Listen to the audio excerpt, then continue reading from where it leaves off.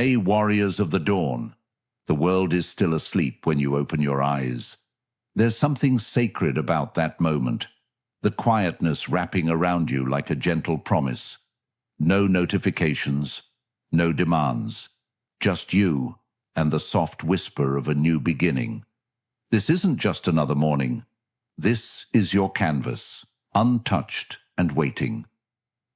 Marcus Aurelius, the philosopher-emperor who ruled Rome, would wake before dawn and ask himself a powerful question. What am I waking up to do today? He understood something profound, that the morning doesn't just happen to us. We happen to the morning. We shape it. We breathe life into it with our choices, our thoughts, our willingness to rise when comfort begs us to stay.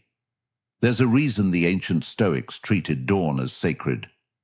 They knew that how you begin shapes everything that follows. The morning is where transformation lives. It's where the person you want to become meets the person you are right now. And in that meeting, in that quiet confrontation with yourself, real change becomes possible. Think about water flowing down a mountain. It doesn't rush all at once.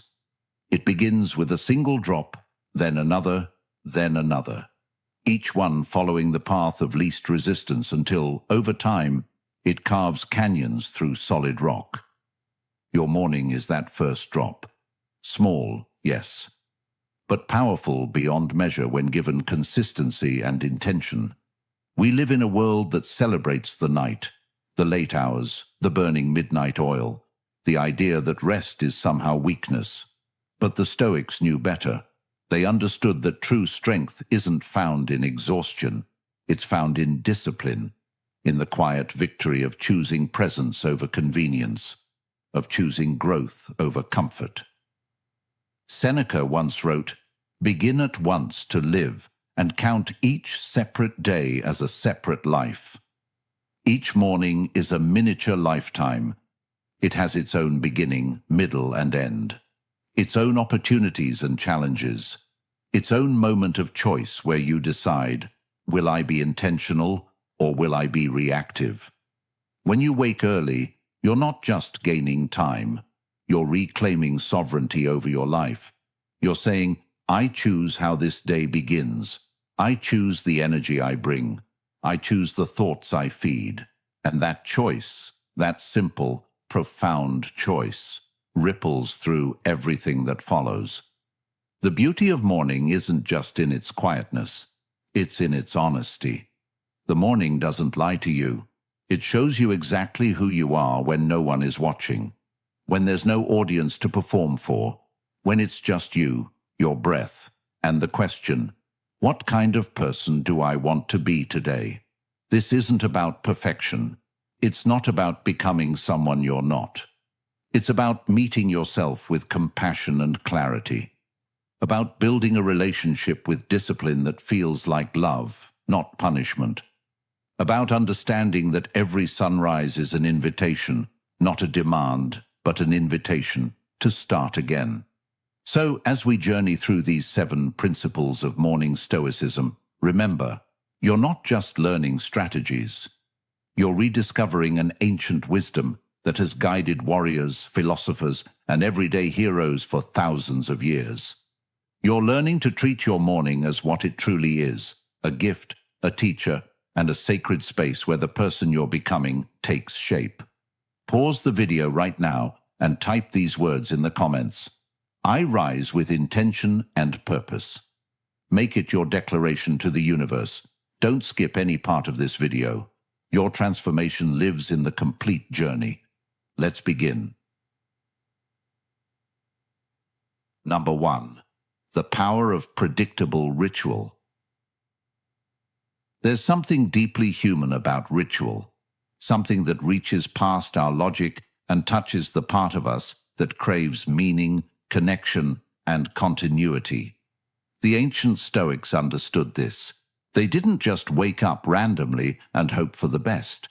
They built ceremonies around their mornings, simple, repeatable acts that transformed ordinary moments into something sacred. Epictetus taught his students about the concept of premeditatio malorum, the premeditation of challenges. But he also taught something equally important, the power of consistent practice. He would say, first say to yourself what you would be, and then do what you have to do. Your morning ritual is where that transformation begins. It's where saying becomes doing. Think about a lighthouse standing firm against crashing waves. It doesn't change its position based on the weather. It doesn't move when storms come. It stands exactly where it needs to stand, offering the same light, the same guidance, night after night, storm after storm. Your morning ritual is your lighthouse. It's the fixed point in a changing world. When you create a predictable morning sequence, even something as simple as waking at the same time, drinking water, sitting in silence and setting an intention, you're doing something revolutionary.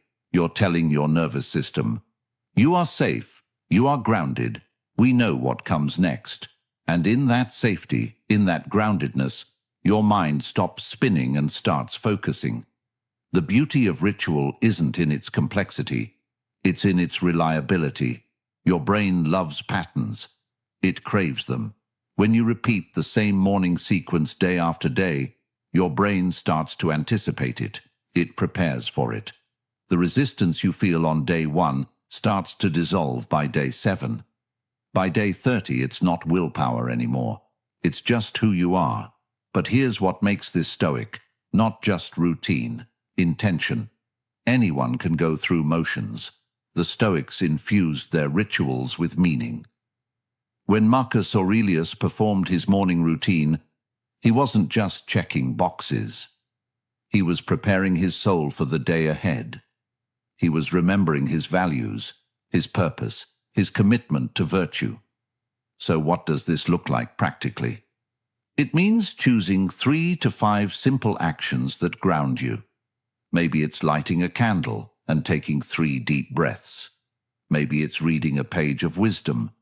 Maybe it's looking out the window and acknowledging the gift of another day. The specific actions matter less than your presence within them. Notice the word presence. This is where most people lose the power of ritual. They create a routine, but they sleepwalk through it. They're physically there, but mentally they're already in the chaos of the day. The Stoic approach is different. Each action deserves your full attention. Each moment is honored. When you drink water, you feel the water. When you breathe, you feel the breath. This is how ritual becomes transformation. There's a reason monasteries have bells, why sacred traditions have prayers, why winners have pre-game routines. They all understand something fundamental. Consistency creates capacity. When your morning is predictable, your mind is free to go deeper. You're not wasting mental energy deciding what to do next. You're channeling that energy into presence, into growth, into becoming. And here's the paradox. This structure doesn't limit your freedom, it creates it. When your morning is solid, when it's something you can rely on, the rest of your day has space to be flexible. You can handle surprises, you can adapt to challenges, because you started from a place of centeredness, not chaos. The Stoics also knew something about imperfection. Your ritual won't be perfect every day. Some mornings you'll be tired. Some mornings you'll resist. Some mornings life will interrupt. And that's okay. The power isn't in perfection. It's in return. It's in saying, yesterday I stumbled, but today I'm back. This is the practice. This is the path. So ask yourself tonight before you sleep, what 3 simple actions will anchor my morning? What ritual will I commit to, not for a week, but for a lifetime? What sequence will become my lighthouse? Because once you answer these questions and begin, you're not just changing your morning, you're changing the entire trajectory of your life. If this resonates with your soul, let me see you commit below. Write, my morning ritual is my foundation. And watch how speaking it makes it real. Number 2. Winning the battle before it begins. The greatest battles are won before the sun rises. Not on the battlefield, but in the mind. Not with swords, but with decisions. The Stoics knew this truth intimately. They understood that the war for your day isn't fought at noon when chaos arrives. It's fought in those precious early moments when you choose your state of mind. There's a concept in Stoic philosophy called the discipline of assent. It means you have the power to choose which thoughts you accept and which you reject. But here's what most people miss. This power is strongest in the morning. Your mind is fresh, unburdened by the day's accumulation of stress and reactivity. This is your advantage. This is your window. Think of your mind as a fortress. Every day, countless forces will try to breach its walls. Anxiety about deadlines, worry about relationships, fear about the future, anger about the past. If you wait until these forces are at your gate, you're already defending. But if you fortify your mind in the morning, before the siege begins, you stand from a position of strength. Marcus Aurelius practiced what he called morning meditation. He would sit with himself and prepare for the day ahead, not by planning every detail, but by remembering his principles. He would remind himself, "Today I will meet difficult people. They may be angry, ungrateful, or deceitful, but I will not let their actions disturb my inner peace. I am in control of my responses, not their actions." This is what winning before the battle looks like. You're not pretending challenges won't come. You're preparing yourself to meet them with grace instead of reaction. You're choosing your emotional baseline before life tries to choose it for you. When you wake and immediately check your phone, you're inviting the world to set your emotional tone. Someone else's emergency becomes your urgency. Someone else's anger becomes your agitation. Someone else's expectations become your anxiety. You've surrendered the battle before you even knew it was happening. The Stoics would see this as voluntary slavery, giving away your freedom to external circumstances. But when you wake and give yourself time before engaging with the external world, something powerful happens.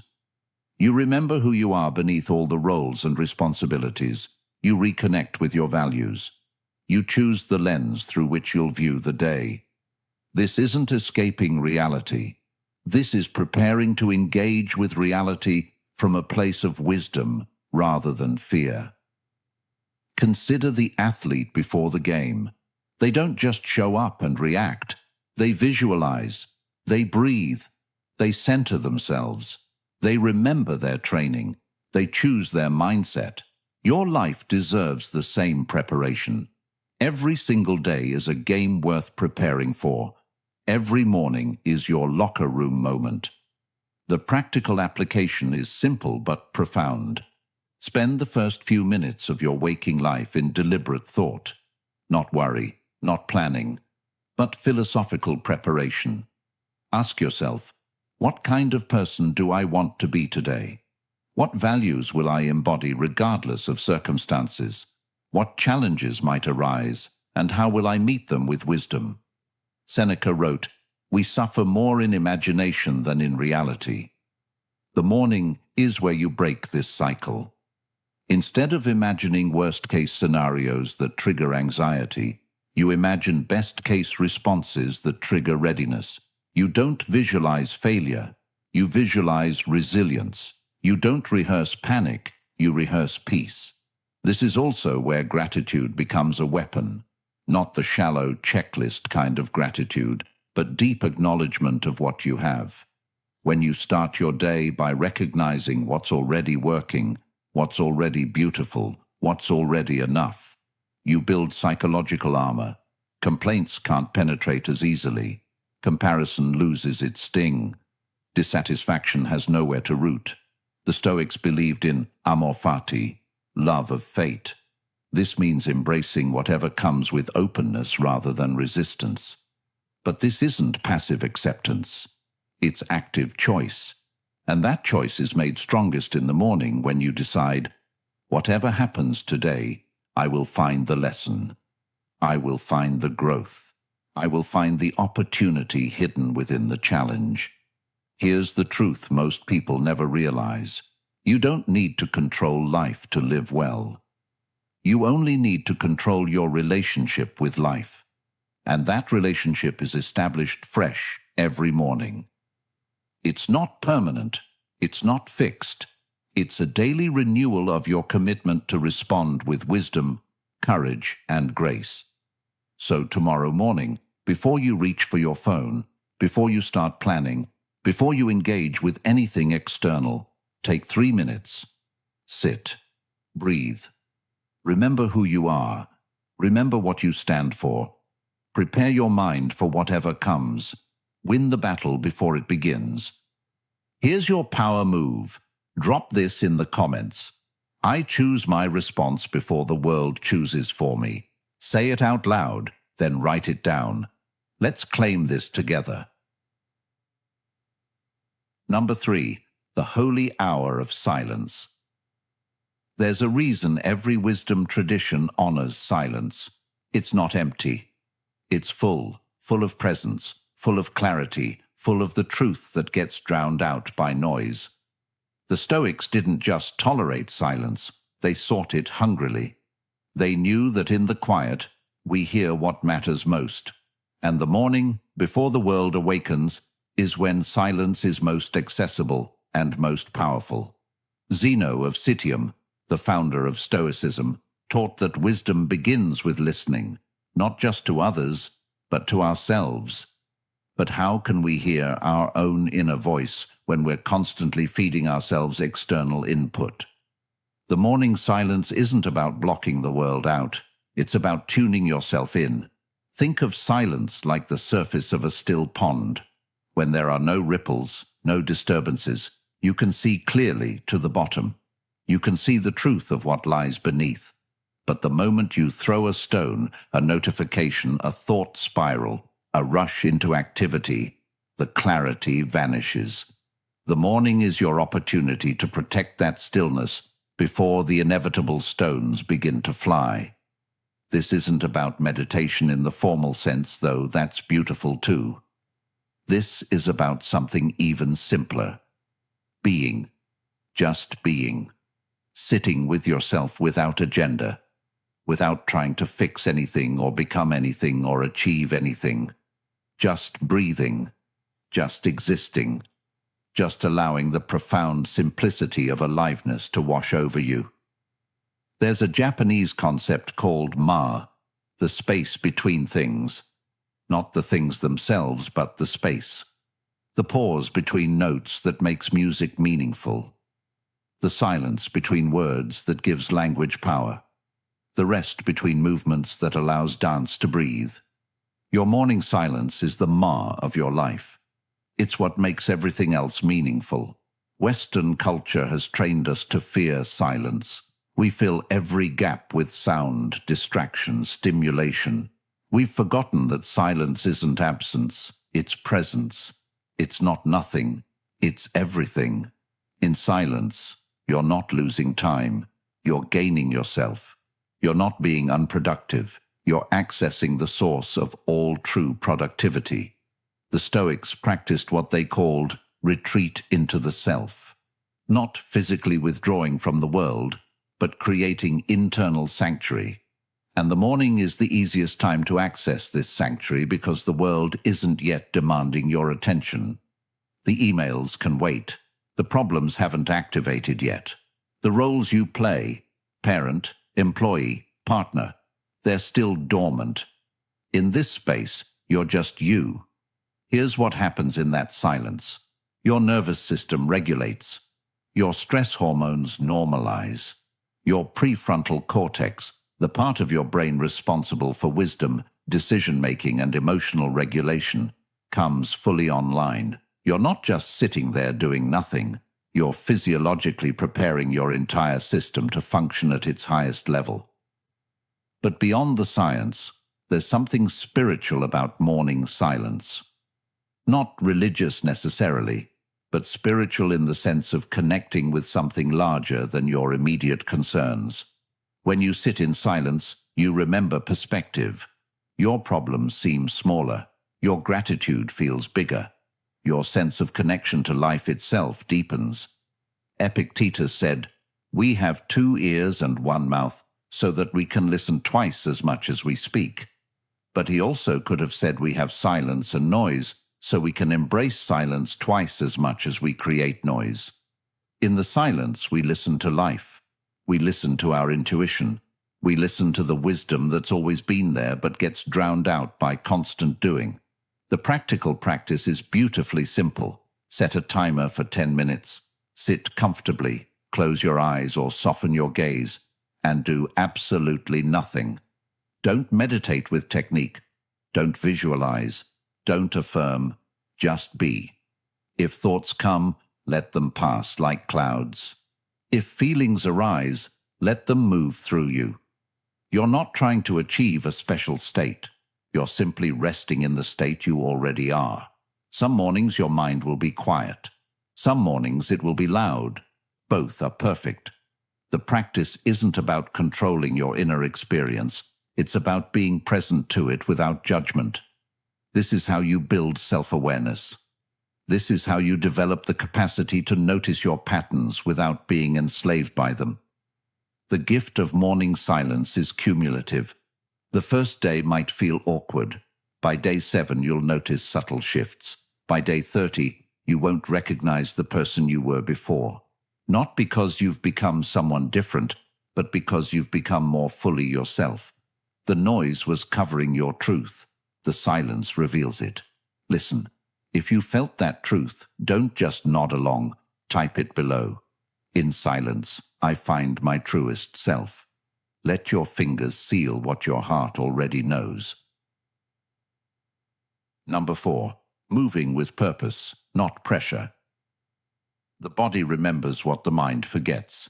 It holds tension, stores stress, carries yesterday's burdens into today's dawn. The Stoics understood that wisdom isn't just philosophical, it's physical. When Marcus Aurelius prepared for his day, he didn't just meditate. He moved. He understood that a stagnant body creates a stagnant mind, and that movement in the morning is a conversation between who you were yesterday and who you're becoming today. There's an ancient principle called pneuma in Stoic philosophy, the vital breath, the life force that connects body and soul.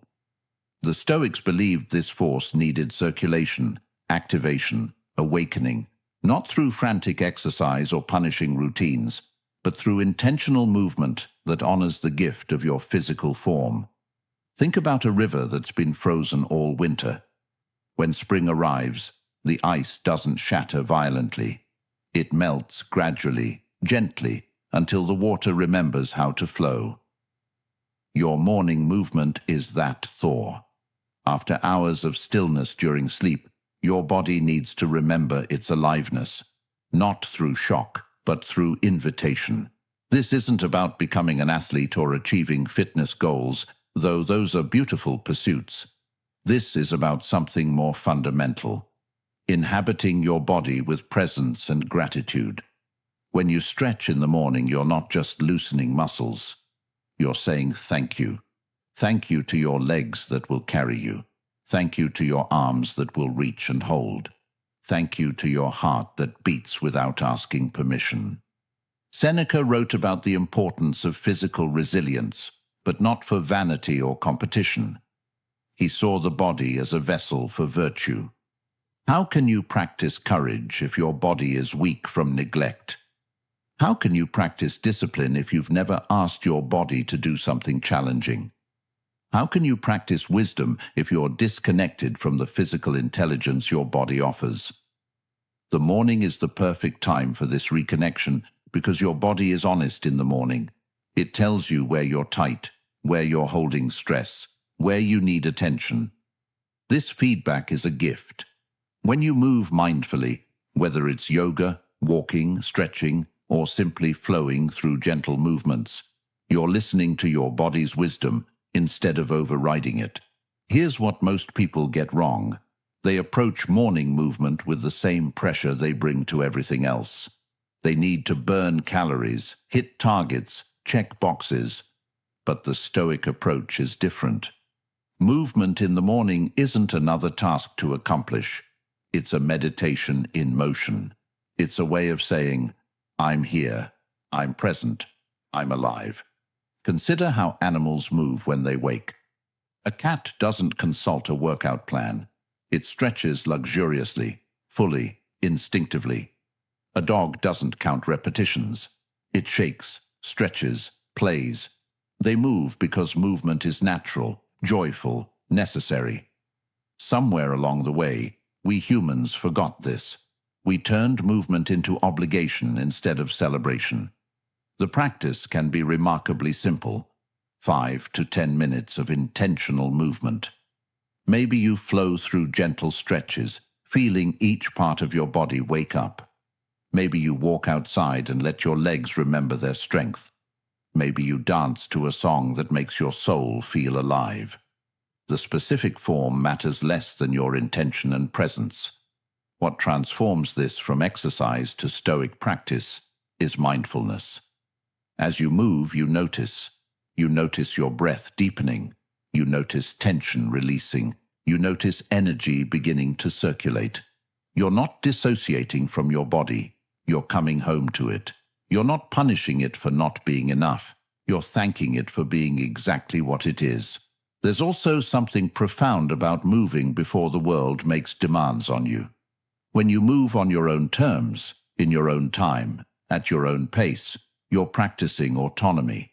You're reminding yourself that your body is yours, not your employer's, not your family's, not society's, yours.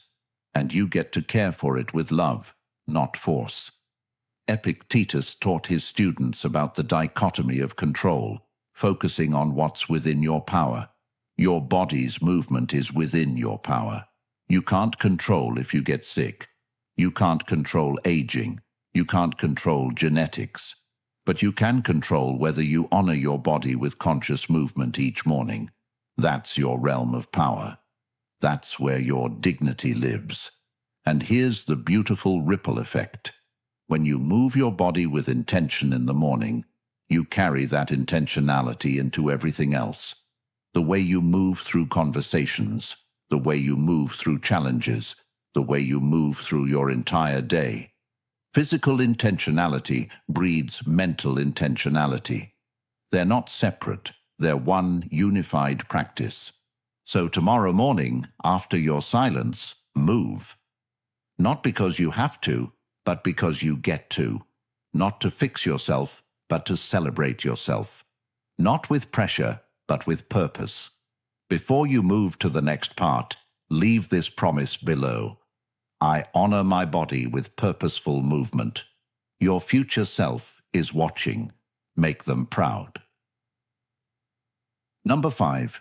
Feeding your mind before the world feeds you. What you consume in the morning becomes the soil from which your thoughts grow all day. The ancient Stoics were meticulous about this. They didn't start their days absorbing gossip, tragedy, or triviality. They fed their minds deliberately, carefully, sacredly, with wisdom, truth, and philosophy. They understood that mental nutrition is as important as physical nutrition, perhaps even more so. Marcus Aurelius kept a journal that we now call Meditations. But here's what most people don't realize.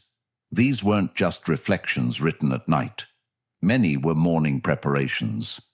He would write reminders to himself about how to think, how to respond, how to embody his values.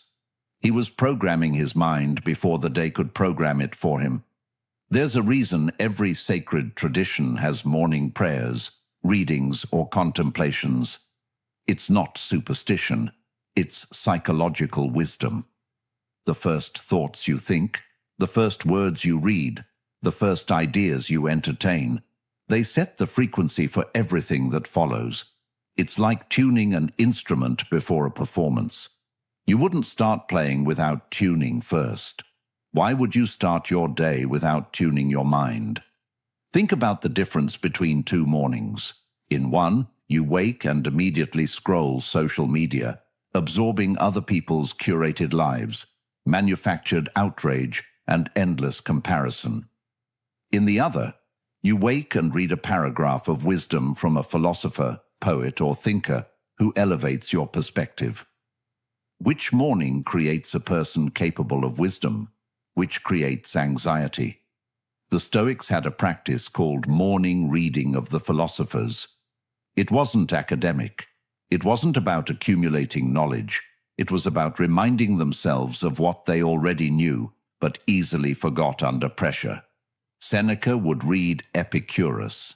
Marcus would read Epictetus. They fed their minds with truth before the world could feed them with nonsense. Here's the profound part. You don't need to read for an hour. You don't need to finish books. You need to read for resonance. One paragraph that lands in your soul is worth more than 10 chapters that pass through your mind without touching anything.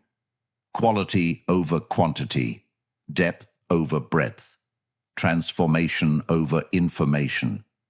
Choose your source wisely. Maybe it's Stoic philosophy. Maybe it's poetry that opens your heart. Maybe it's spiritual texts that ground your values. Maybe it's biographies of people who inspire your courage. The content matters less than the intention. You're choosing what shapes your thinking. You're being deliberate about the mental seeds you plant. There's a concept in psychology called priming. Whatever you expose yourself to first influences how you perceive everything that follows. If you prime yourself with wisdom, you'll perceive your day through the lens of wisdom. If you prime yourself with drama, you'll perceive your day through the lens of drama. You're not just reading words. You're choosing the lens through which you'll see life today. Epictetus taught, don't explain your philosophy, embody it. But how do you embody something you haven't reminded yourself of? The morning reading is that reminder. It's not about learning new truths. It's about remembering eternal ones. It's about saying, oh yes, this is who I want to be. This is what matters. This is how I want to show up. And here's the antidote to overwhelm. Your morning reading isn't another thing to stress about. It's not homework. It's nourishment. It's medicine. You don't force medicine down your throat begrudgingly. You take it gratefully because it heals you. Approach your morning reading the same way. This is healing for your mind. The practical application is beautifully simple. Keep one book, one journal, one source of wisdom by your bed or in your morning space. Before you engage with any other input, before news, before messages, before screens, read one page, one paragraph, one passage. Let it settle in your mind. Let it infuse your thinking. Let it become the foundation of your day. Some mornings, a single sentence will be enough. It'll hit you differently. It'll illuminate something you needed to see. Other mornings, you'll read more, drink deeper. Both are perfect. The practice isn't about quantity. It's about consistency and quality. It's about feeding your mind before the world tries to fill it with junk. The Stoics also knew the power of memorization. They would commit passages to heart so that in difficult moments, wisdom would be immediately accessible. You might do the same. When a passage resonates deeply, write it down, repeat it. Let it become part of your internal dialogue. Let it be the voice that speaks up when fear tries to dominate. You are the gatekeeper of your mind. The morning is when you decide what enters first. Choose wisdom, choose truth, choose nourishment, choose growth. Number 6. Setting intention, not just goals. There's a crucial difference between goals and intentions, and the Stoics understood this distinction with razor-sharp clarity. Goals are about outcomes you hope to achieve. Intentions are about the person you choose to be. Goals depend on circumstances outside your control. Intentions depend only on you. And in the morning, before the unpredictability of life unfolds, you have the power to set your intention. to decide not what will happen, but who you will be regardless of what happens. Marcus Aurelius faced this reality every day.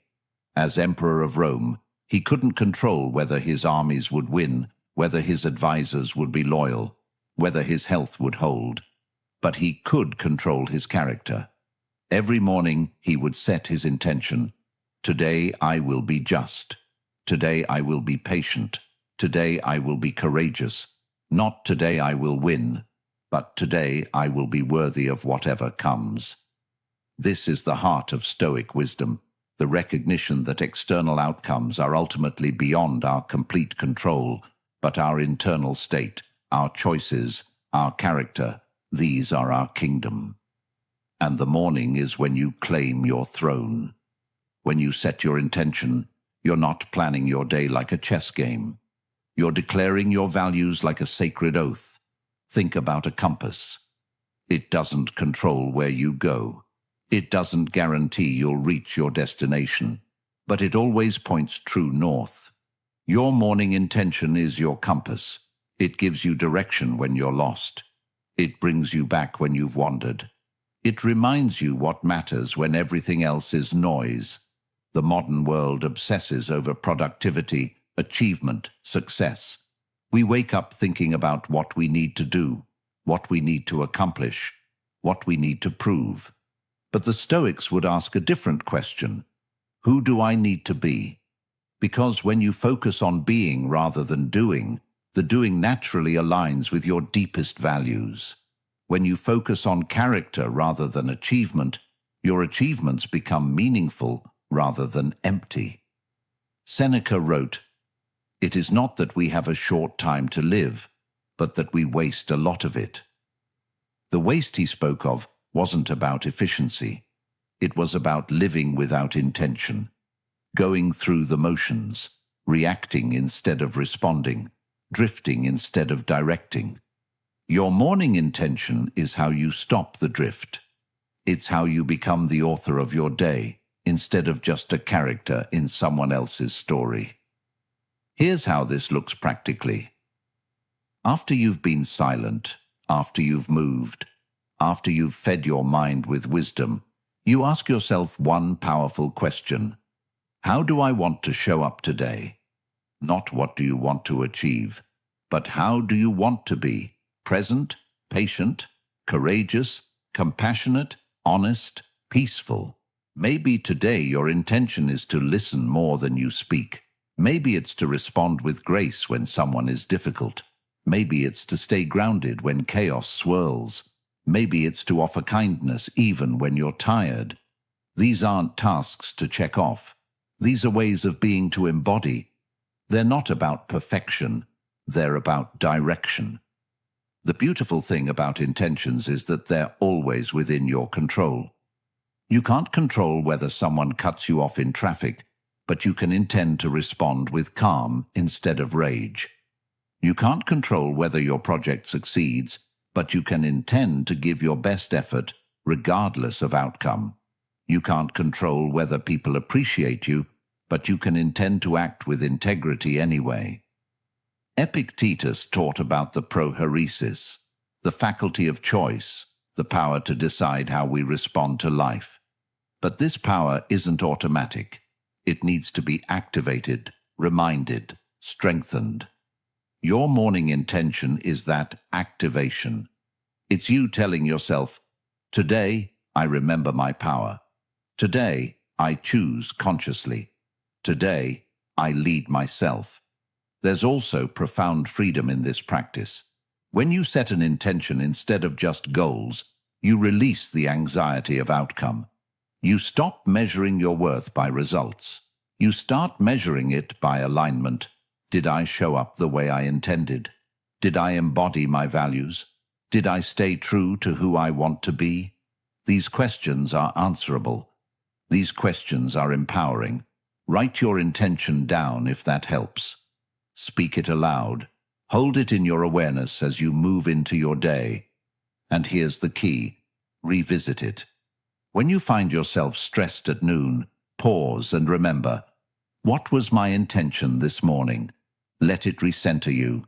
Let it guide you back. Some days you'll embody your intention beautifully. Some days you'll forget it by breakfast. Both are part of the practice. The Stoics weren't about perfection. They were about return. They were about getting up one more time than you fall down, about remembering one more time than you forget, about choosing one more time than you react. Your morning intention is your declaration of autonomy. It's you saying, life may throw anything at me today, but I know who I am. I know what I stand for. I know how I want to move through this world. And that knowing, that clarity, that commitment, it changes everything. Stop scrolling. Stop waiting. Write this below. I choose my character before life chooses for me. This isn't just a comment. It's a contract with yourself. Number 7. Gratitude as foundation, not afterthought.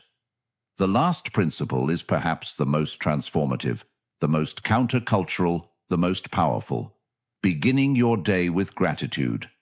Not the superficial kind where you list things mechanically, but the deep, bone-level gratitude that changes how you see everything. The Stoics called this amor fati, love of fate. But it starts simpler than that. It starts with opening your eyes and recognizing the profound gift of another breath, another morning, another chance. Marcus Aurelius would begin many of his morning meditations by acknowledging what he had, not just material things, but the gift of consciousness itself, the ability to think, to choose, to love, to grow. He wrote, "When you arise in the morning, think of what a precious privilege it is to be alive, to breathe, to think, to enjoy, to love." This wasn't naive optimism. This was a man who faced war, betrayal, plague, and loss. He chose gratitude, not because life was easy, but because gratitude made life bearable. Here's what most people misunderstand about gratitude. It's not about denying difficulty or pretending everything is perfect. It's about acknowledging what remains good, even when things are hard. It's about recognizing that even in struggle, there are gifts. Even in challenge, there is growth. Even in darkness, there are stars. The Stoics practiced gratitude precisely because life was difficult. Gratitude was their anchor in the storm. Think about two people facing the same challenging day. One wakes focused on what's missing, what's wrong, what might go badly. The other wakes acknowledging what's present, what's working, what's possible. They face the same circumstances, but they experience completely different realities. Gratitude doesn't change what happens. It changes how you meet what happens. And that changes everything. There's neuroscience behind this ancient wisdom. When you practice gratitude, you literally rewire your brain. You strengthen neural pathways that notice beauty, connection, and possibility. You weaken pathways that default to threat, scarcity, and complaint. Your morning gratitude practice isn't just feel-good philosophy. It's practical brain training that makes you more resilient, more creative, more capable of joy. Seneca wrote about the practice of praemeditatio bonorum, premeditation of good things. While they're famous for imagining challenges, the Stoics also deliberately acknowledged blessings, not to take them for granted, but to truly see them, to feel them, to let them penetrate past the numbness that daily life creates. The morning is the perfect time for this, because you haven't yet accumulated the day's frustrations. You're starting fresh. Your heart is more open. Your defenses are down. This is when gratitude can sink deepest. This is when it can become your foundation, rather than an afterthought you remember when everything else fails. Here's the practice. Before you rise from bed, or right after your morning ritual, place your hand on your heart. Take 3 breaths.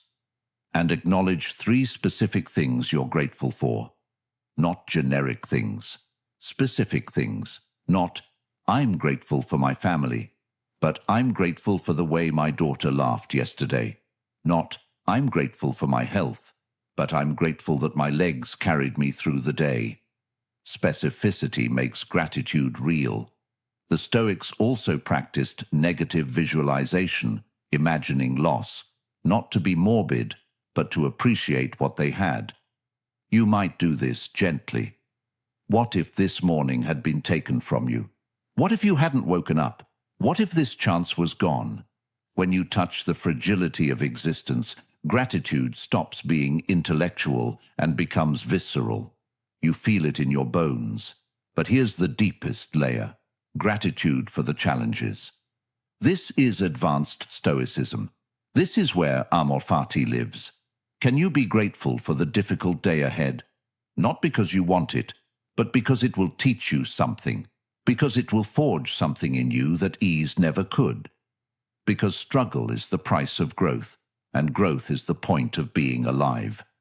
Epictetus taught that we should thank the universe for everything that happens, because everything is training. Every challenge is a teacher. Every obstacle is an opportunity to practice virtue. When you start your morning with this perspective, you're not dreading the day. You're meeting it as a worthy opponent, a skilled coach, a sacred assignment. This doesn't mean forcing positivity. Some mornings are heavy, some days are dark. The Stoics acknowledged this. But even in heaviness, there's something to honor.